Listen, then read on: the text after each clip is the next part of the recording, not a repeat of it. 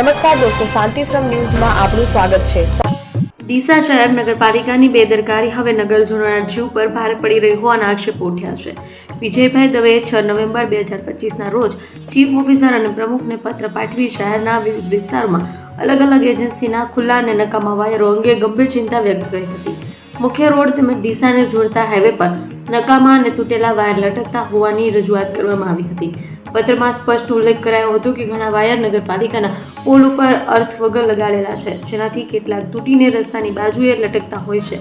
આવા વાયર જીવંત હોવાની શક્યતા હોવાથી કરંટ લાગવાનો ભય રહે છે। ઉપરાંત દ્વિચક્રીય વાહન ચાલકો માટે અકસ્માતનું જોખમ ઊભું થાય છે, છતાં તંત્ર દ્વારા યોગ્ય સર્વે કે કાર્યવાહી ન કરાતા પરિસ્થિતિ યથાવત રહી છે। ગતરોજ શહેરના વ્યસ્ત માર્ગ પર એક એક્ટિવા ચાલક આજ લટકતા વાયરના અડફટે ચડતા મોટી દુર્ઘટના ટળી હતી। સદનસીબે ચાલકનો બચાવ થયો, પરંતુ જો ગંભીર ઈજા કે જાનહાનિ થઈ તો જવાબદારી કોણ લે?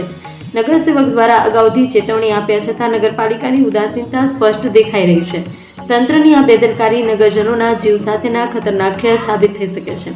હવે પ્રશ્ન એ છે કે વધુ કોઈ દુર્ઘટના બને તેની રાહ જોવામાં આવશે કે તાત્કાલિક કડક પગલાં લેવામાં આવશે?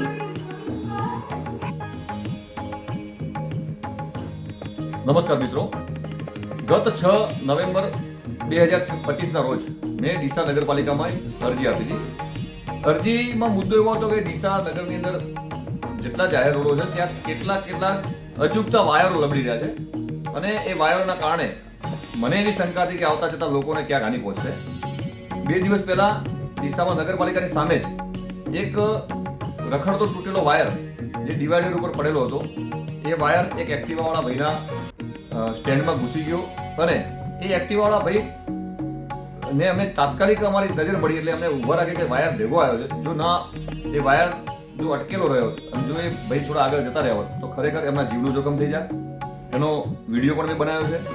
તો મિત્રો, મારું ખાસ એ નગરપાલિકાના સત્તાધીશોને અધિકારીઓને કહેવું છે કે જો કોઈ પણ વ્યક્તિ, એ હું કાઉન્સિલર છું, હું તમને જે ધ્યાન દોરું છું અને અથવા તો કોઈ પણ વ્યક્તિ ધ્યાન દોરે છે તો તમે એના પર ખરેખર અનુકરણ કરો, એના પર વિચાર કરો અને એના પર થાય એટલું કામ કરો। તમે નથી કરતા, એના કારણે ડીસાના નગરજનોને, ડીસાના લોકોને ક્યાંક જીવનું જોખમ ઉત્પન્ન થઈ જતું હોય છે અને આ તમે નથી કરતા એ બાબત ખૂબ દુઃખદ વાત છે। ભવિષ્યમાં આ બાબતે જાગૃત બનશો એવી આશા, અપેક્ષા રાખીએ છીએ। જય જગન્નાથ।